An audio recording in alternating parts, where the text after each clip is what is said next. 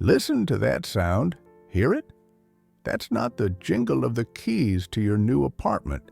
It's the clatter of a prison cell door slamming shut behind you the very second your hand, trembling with excitement, signed that mortgage agreement. You look at that piece of metal in your palm and you feel pride.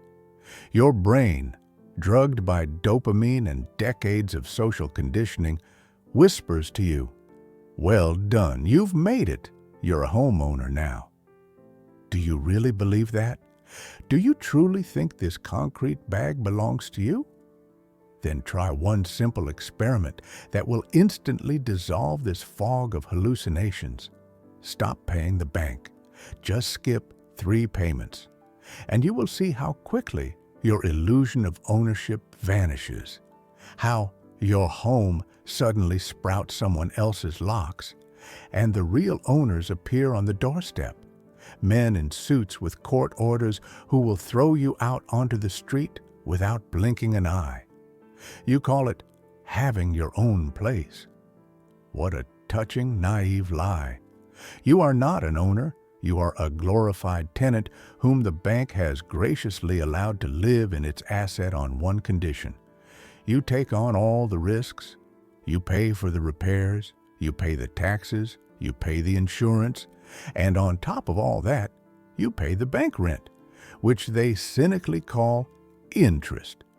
You signed a contract where you are simultaneously the milch cow, the security guard, and the janitor. Yet you've convinced yourself this is the best deal of your life. Why? Because you're afraid. Because since childhood, the same mantra has been hammered into your head like religious dogma. Rent is money down the drain. You need your own place. If you pay a landlord, you'll end up with nothing. Who told you that? Your parents, who lived their whole lives in one apartment and died poor. Your realtor, who needs to close the deal to buy a new car at your expense. Or the banker, who smiled at you like a shark sensing blood because he knew you just voluntarily put on a collar for the next 30 years. Do you think I despise real estate? Oh no, I love real estate. I own a lot of it. But there is one nuance that separates us by a chasm the size of the Grand Canyon. I buy real estate so it pays me. You buy real estate so you can pay it. Feel the difference? It tastes like the ashes of your hopes. You call buying a home an investment. That is the stupidest phrase the middle class ever invented to justify its financial illiteracy.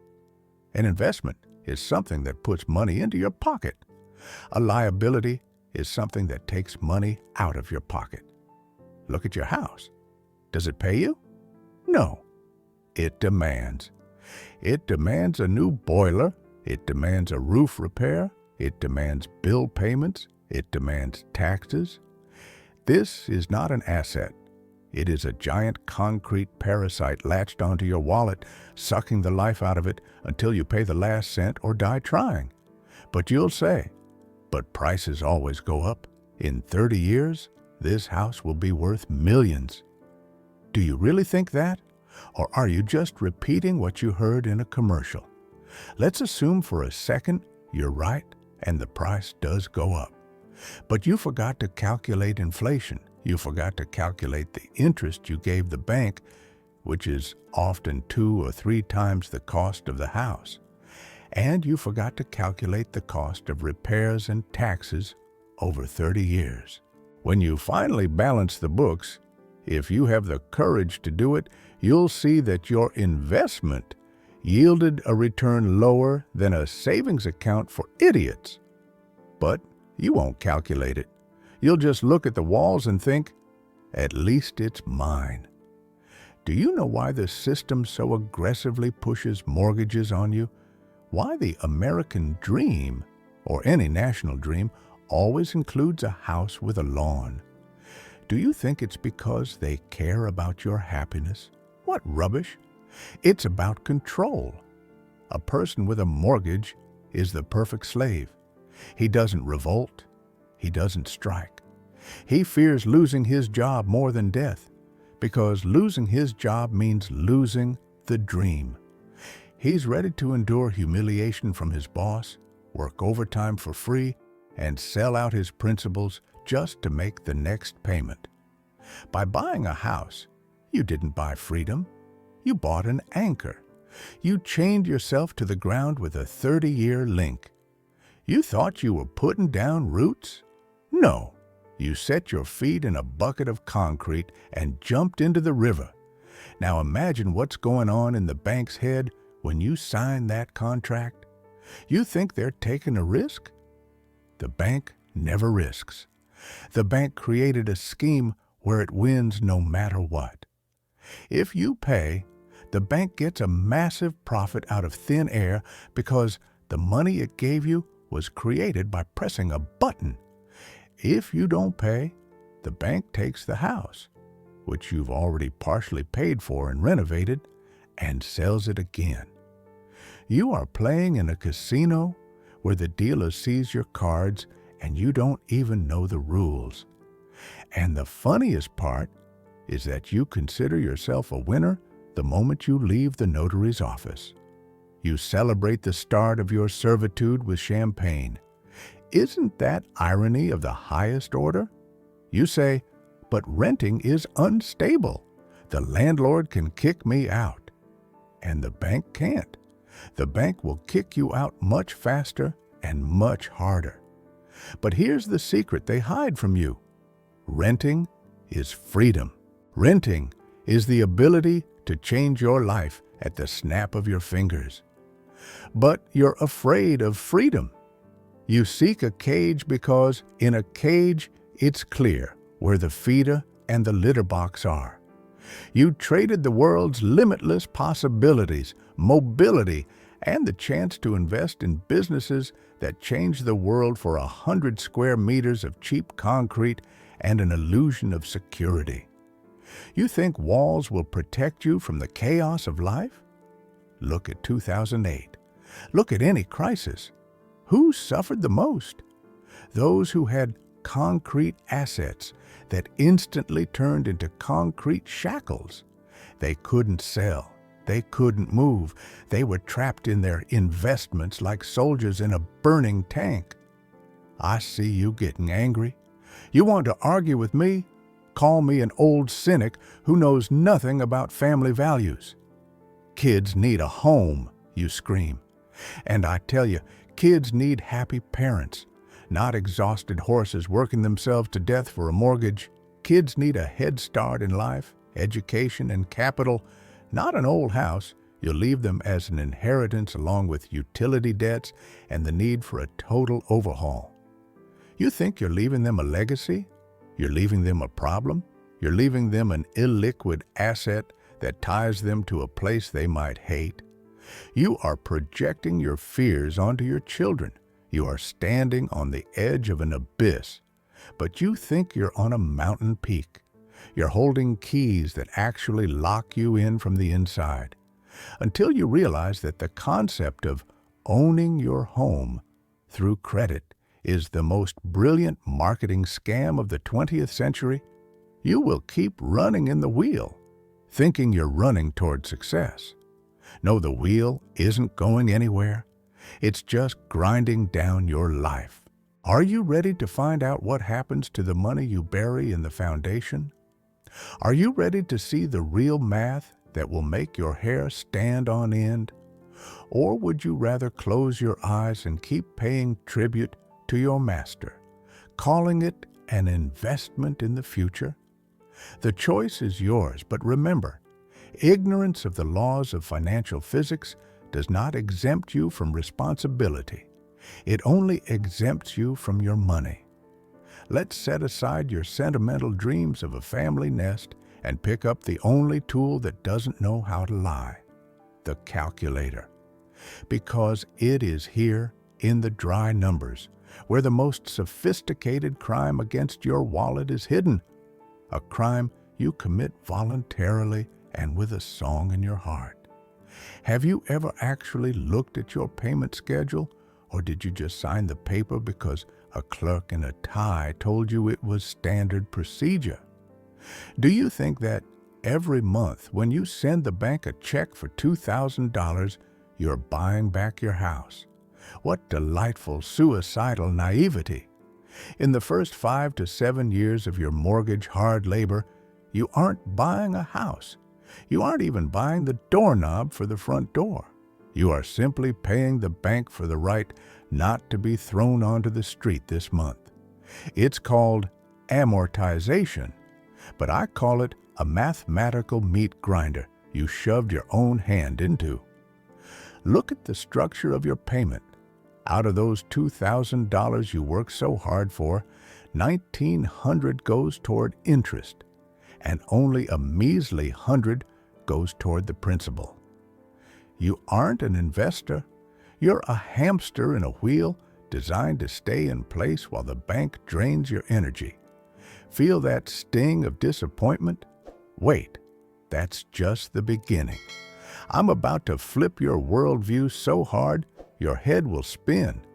You proudly tell your friends, "I don't pay rent, I pay for my own."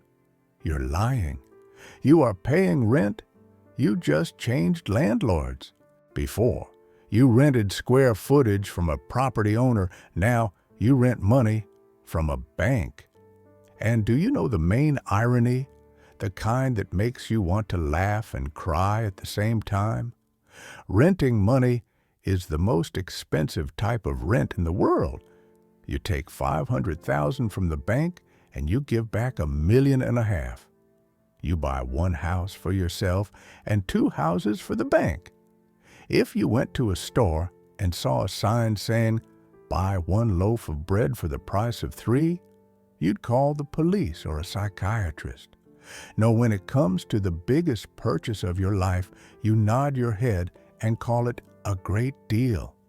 Why? Because the bank spread your pain into a thin layer over 30 years so you wouldn't notice you were being robbed until it was too late. But here's the twist that will make you feel betrayed by the person closest to you. Do you think the bank wants you to pay off the mortgage? Do you think they dream of the day you bring in the last check and become free? You are inexcusably stupid. The bank prays you never pay off that debt. To them, you aren't a client. You're a milch cow. And if a cow stops giving milk, it becomes useless. Do you know what they do when you finally crawl through the first 10 years of hell and start paying down the principal? They call you. They send you beautiful letters with gold embossing. They say, "Congratulations, your home has increased in value. You can refinance, take out cash, and buy a new car or do renovations." And you, blinded by greed and the illusion of wealth, agree. You take a cash out. You reset the timer. You start the meat grinder back at day 1.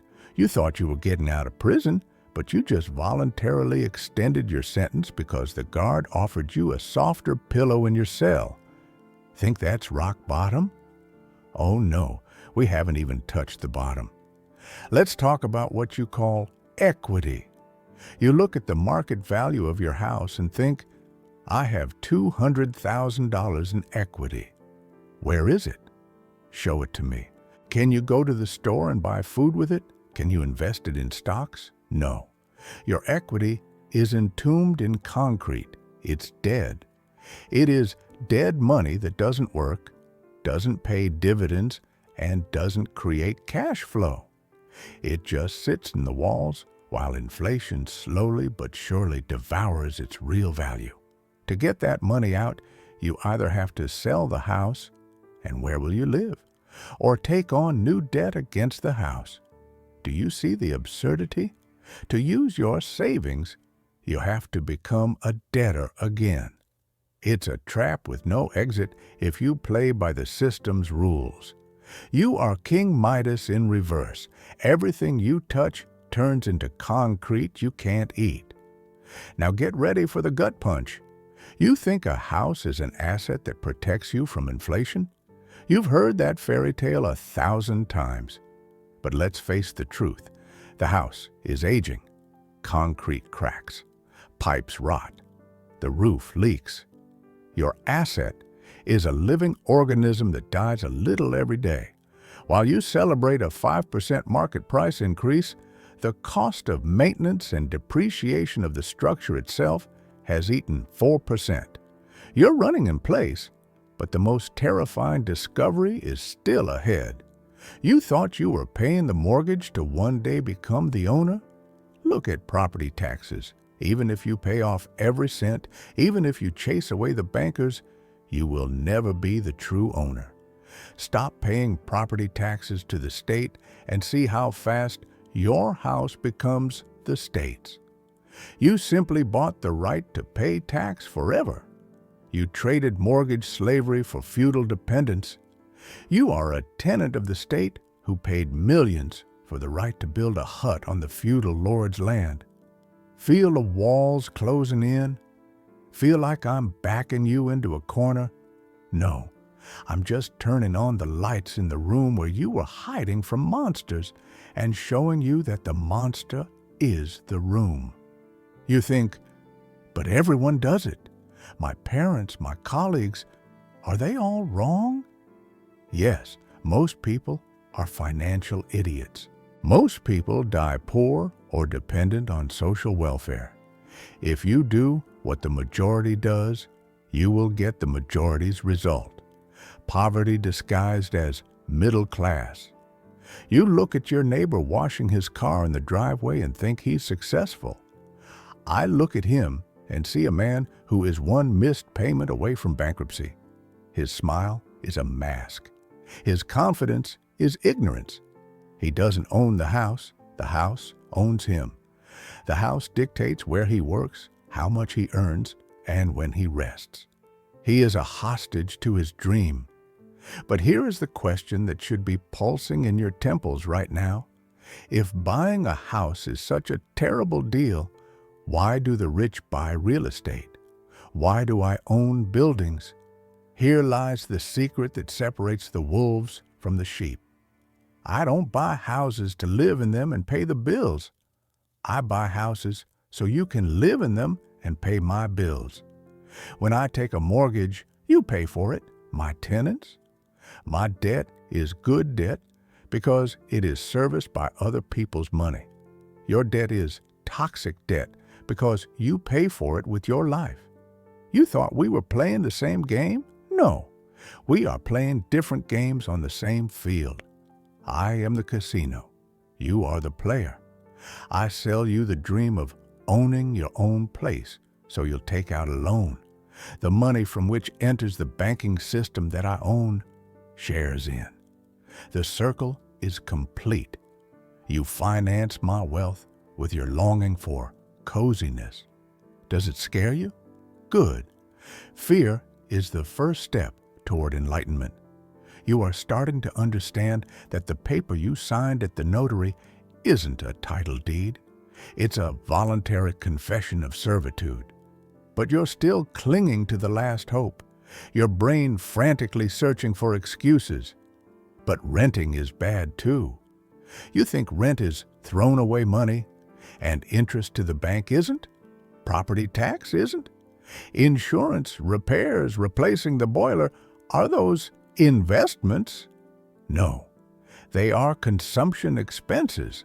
The only difference is that rent gives you the freedom to get up and leave when the neighborhood goes south, or when you're offered a job in another country.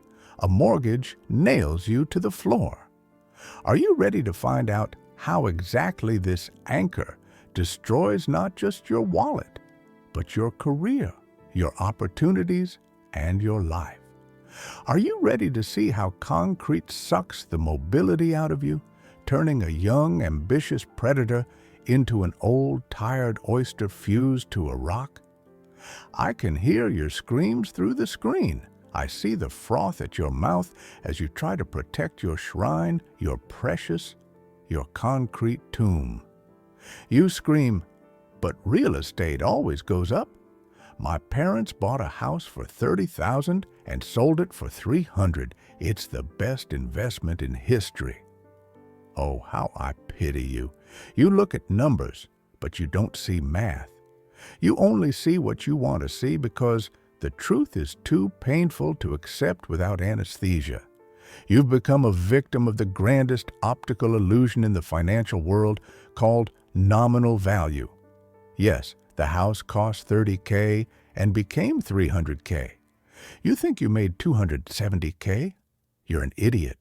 You forgot to invite the guest of honor who ate the entire cake while you were sleeping. Inflation.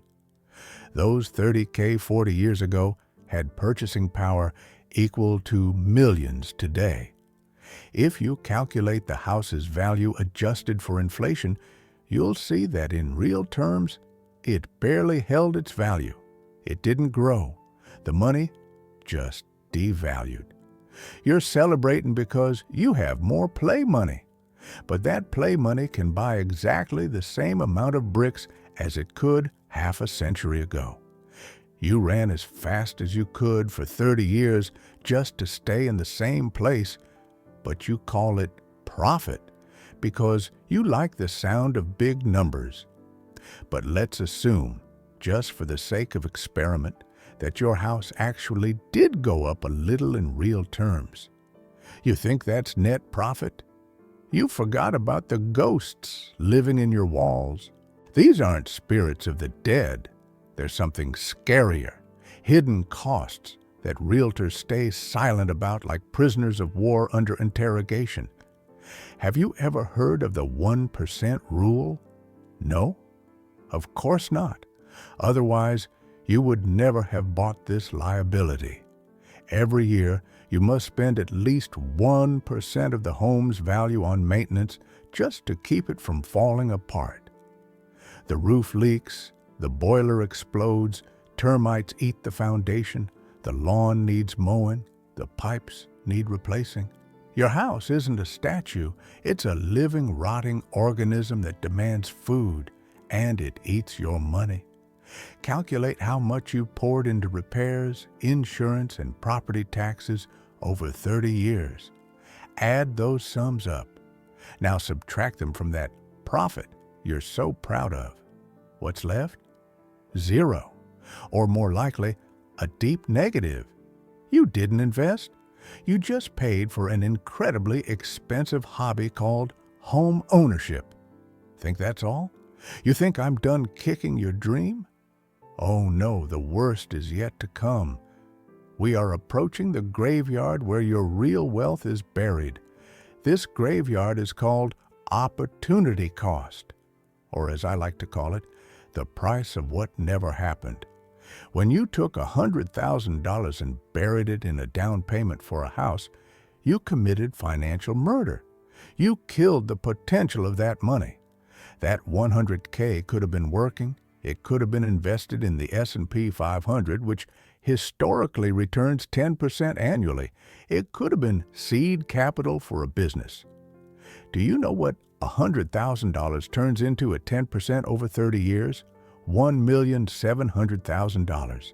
Almost $2 million in liquid living money that doesn't need a roof repair and isn't taxed as real estate until you sell it. Now look at your house. Is it worth $1.7 million? Unlikely. And even if it is, subtract the bank interest, the taxes, and the repairs. You lost millions. You took those millions and burned them in the fireplace of your cozy nest, just to warm yourself with the illusion of stability. You call that an asset? I call it a capital graveyard. Your money is dead. It's entombed in walls. It doesn't pay dividends. You can't go to the store and pay with a bedroom. You can't pay for your kids' college with a piece of the foundation. You are house rich, cash poor. It's a classic middle-class disease, confusing consumption with investment. You bought a giant concrete box to store your bodies in, and that box ate your future. But here's the twist that will make you feel the chill of a gravestone. You think the house is your piggy bank? That you're saving money into the walls? Let me tell you how that piggy bank works. To get money out of it, you have to do one of two things. Either sell the house or take a loan against it. If you sell the house, where will you live? You'll have to buy a new one or rent. Your profit will immediately vanish into buying a new roof over your head. You can't lock in profit until you die or move into a box under a bridge. And if you take a loan against the house, congratulations, you're the bank's slave again. Your piggy bank is a trap. It's a safe where the key is inside the safe. You locked your money in prison, and you're happy it can't run away. But it can't work either, and money that doesn't work dies. Inflation eats its corpse right inside your walls. Feel your perception shifting? Starting to see the cracks in the ceiling you didn't notice before? Those are the cracks in your logic. You thought that by paying off the mortgage, you'd find peace?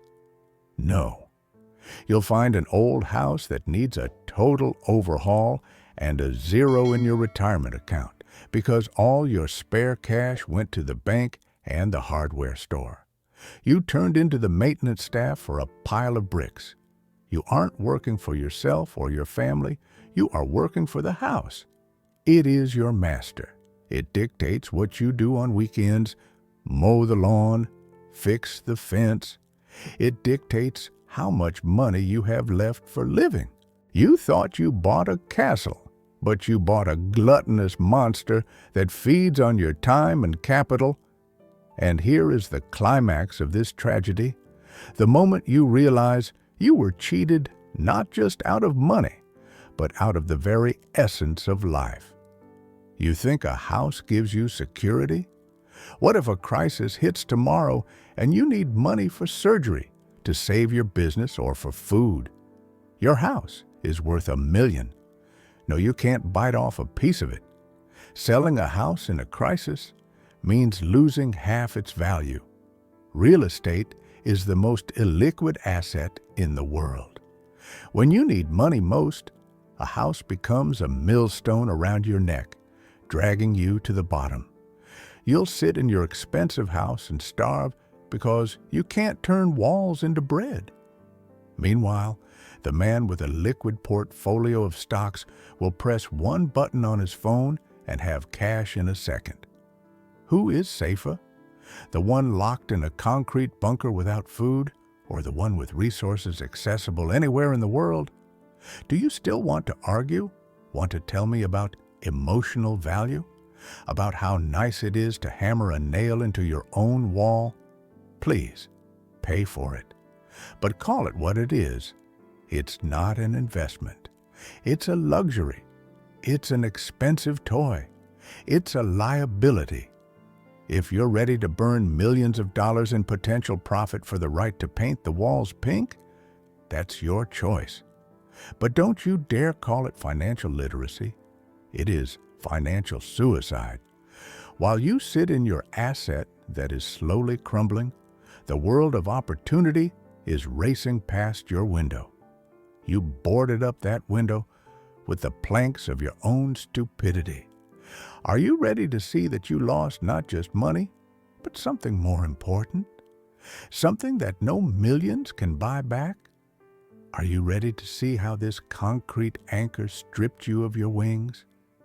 And now, we come to the darkest, most suffocating room of your dream home, to the truth you hide in the basement of your mind under old junk and empty pizza boxes.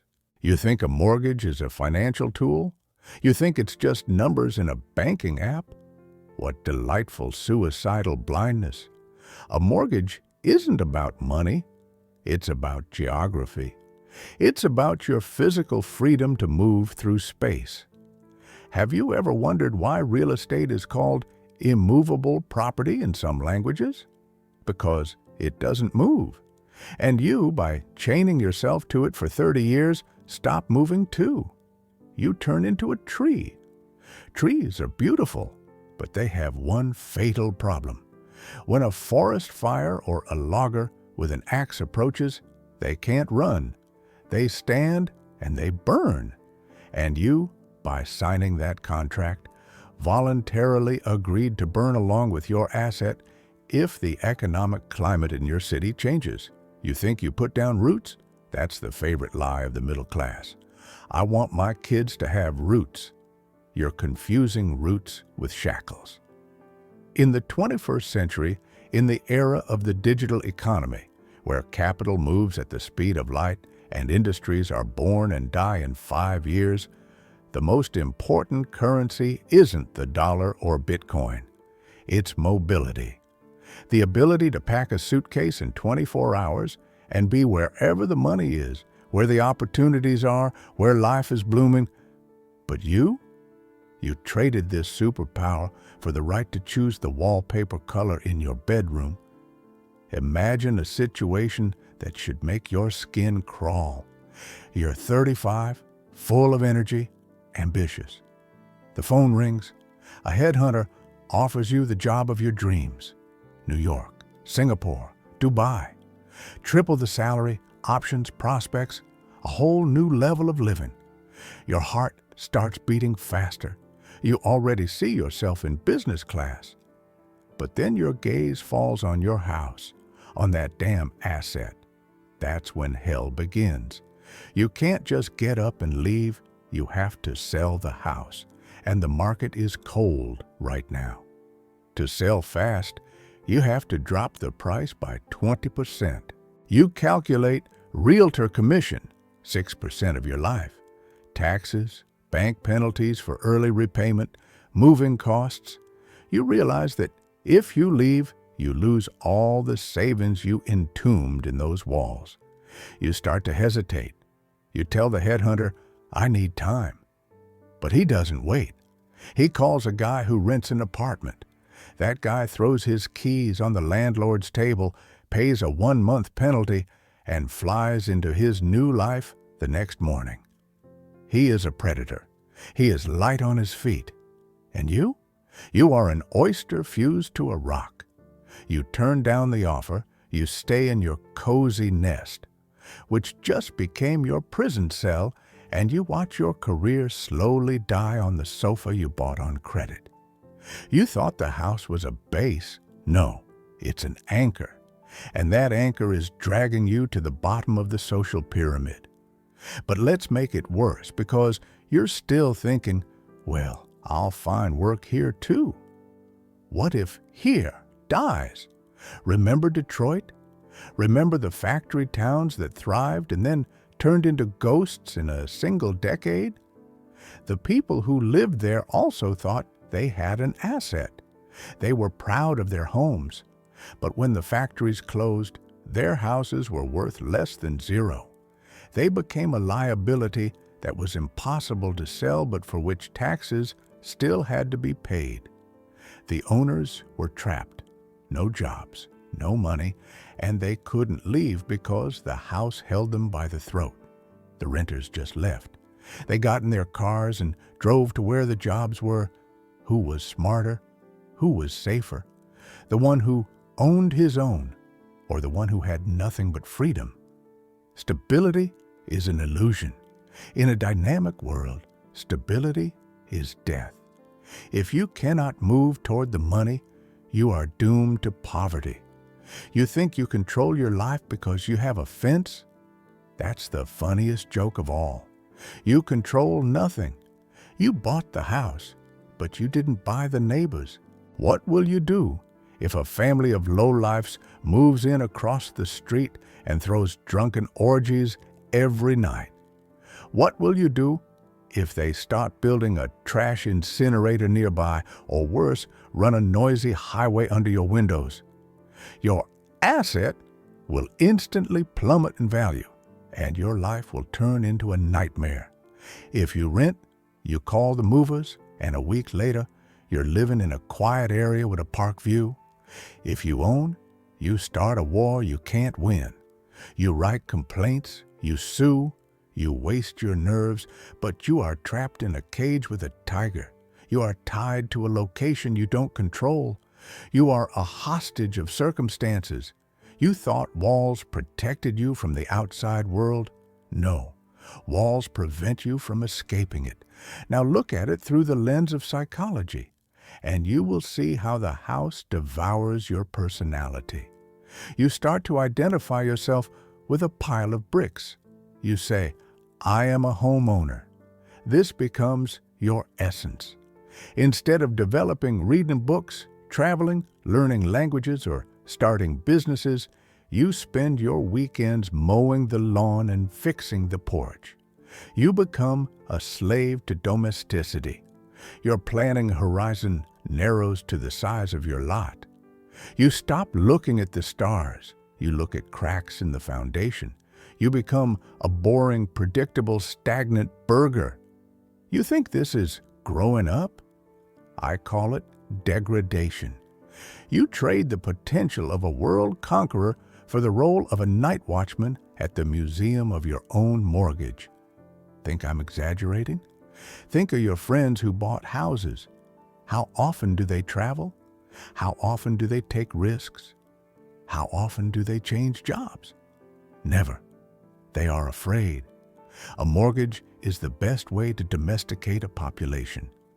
A person with a 30-year debt won't man the barricades, won't start a tech startup, won't tell his boss to go to hell.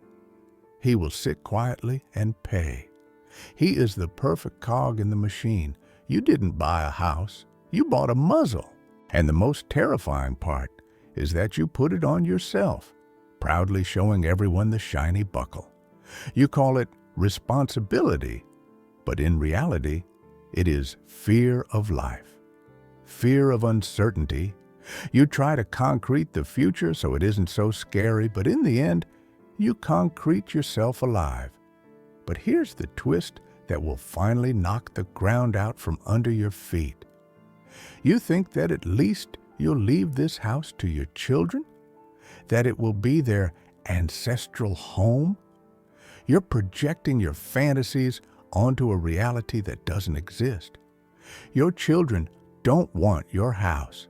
They don't want to live in the same city, in the same neighborhood, within the same walls, soaked in the smell of your old age.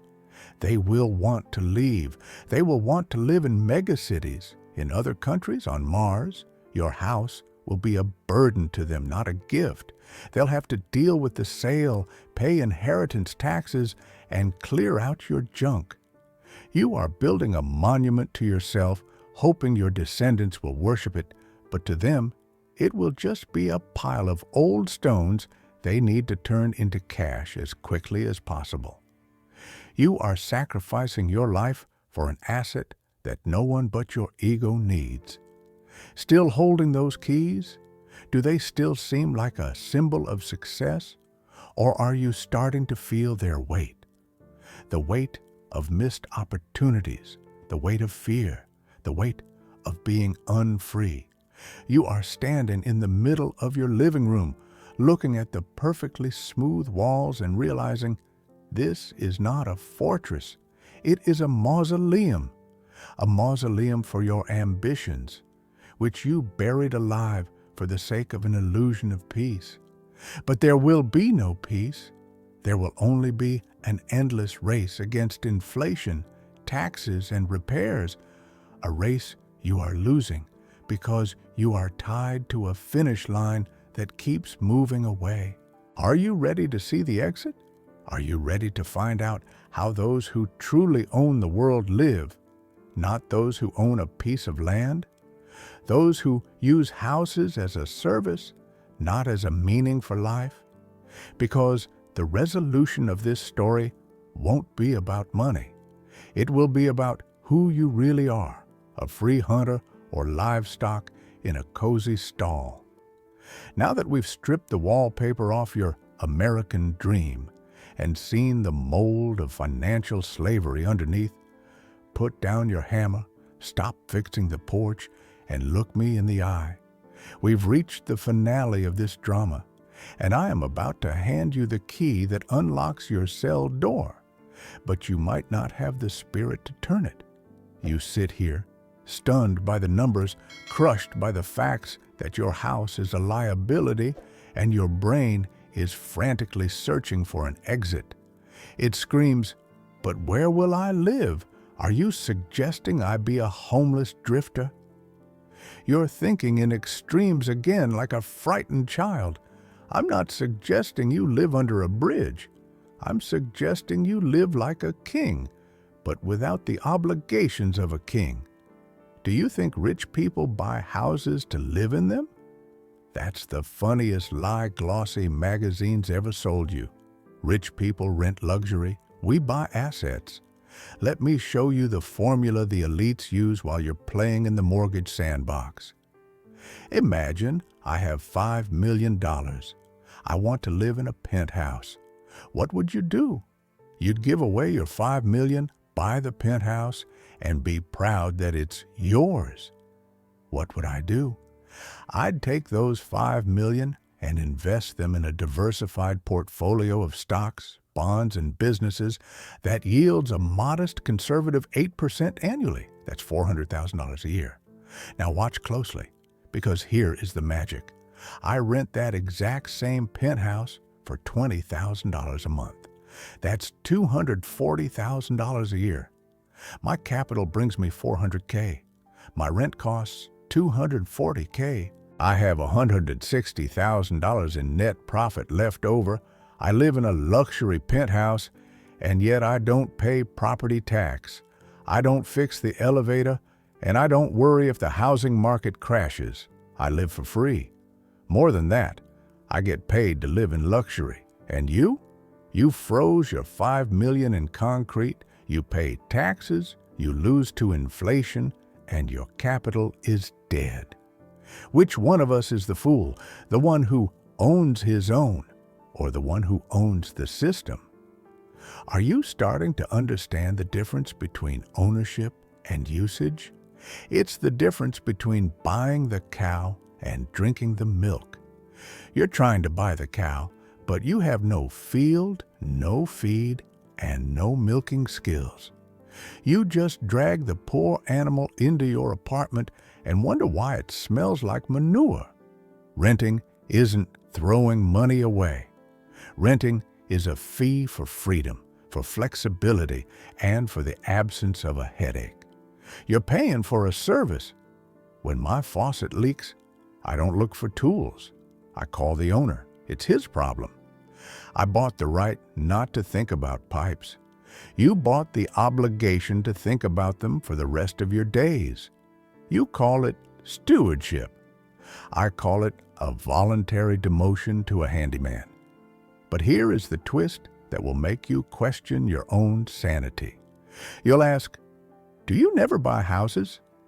I do, but I buy them only when the cost of the house is no more than 10% of my capital. Hear that? 10%.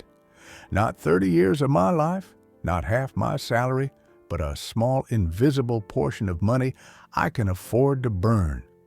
To me, a house is a toy. It's consumption. It's like buying an expensive car or a watch. I know it's a liability. I know I'll lose money on it.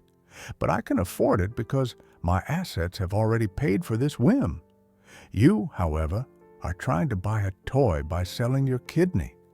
You buy luxury with money you don't have to impress people who don't care about you, and you call it an investment, so you don't feel like an idiot. Stop lying to yourself. Go to the mirror and say it out loud. I want a house because I want to consume. I want comfort. I want my ego stroked. If you admit that, fine, buy it. But know that it is the price of your financial freedom. You are trading future wealth for current comfort. It's an honest deal if you understand the terms.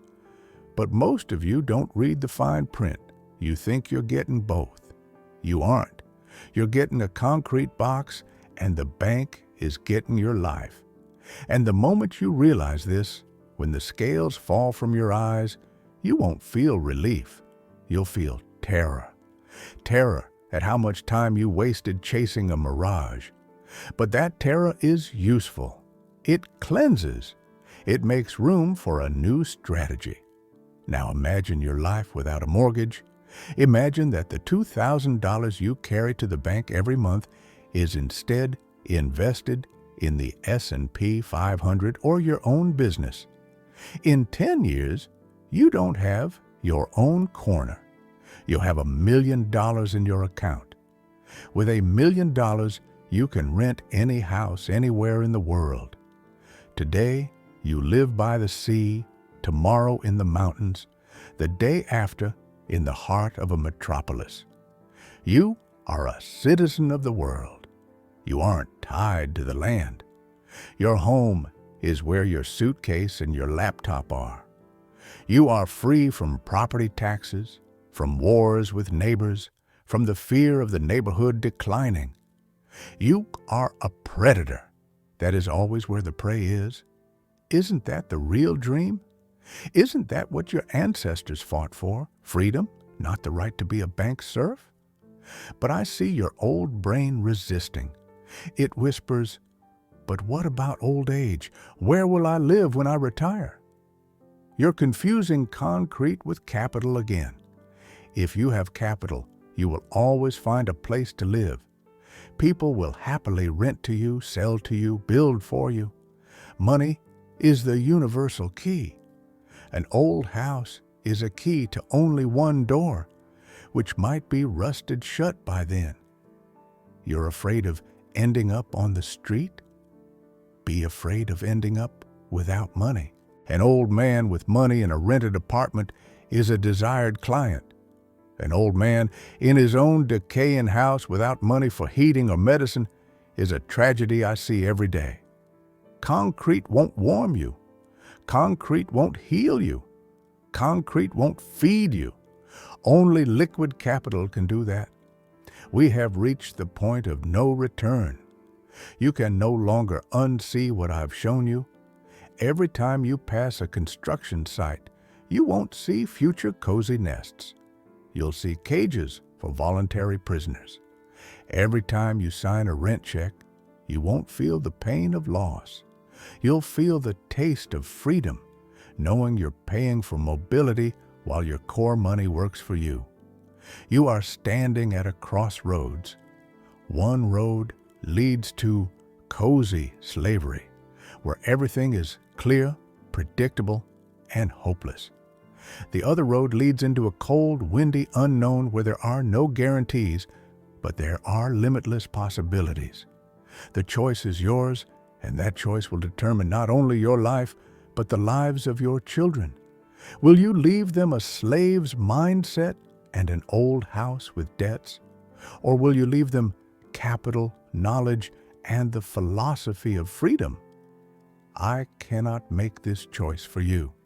I can only show you the door. But remember, he who chooses security over freedom gets neither. And he who chooses freedom ultimately buys the most reliable security in the world, power over his own time. Now that I have shattered your glass castle of illusions, I want to know, who among you is ready to build a real castle of assets? And who will run to pick up the shards to glue them back together with tears and excuses? Who are you? The owner of your destiny or the owner of a mortgage agreement? The answer is simple, but it requires courage that most don't have. Write just one word in the comments that will become your manifesto. Write freedom if you choose mobility, capital, and a life without chains. Or write concrete if the illusion of security is more important to you and you're ready to pay for it with your life. I will be reading and I will be judging. Don't disappoint me.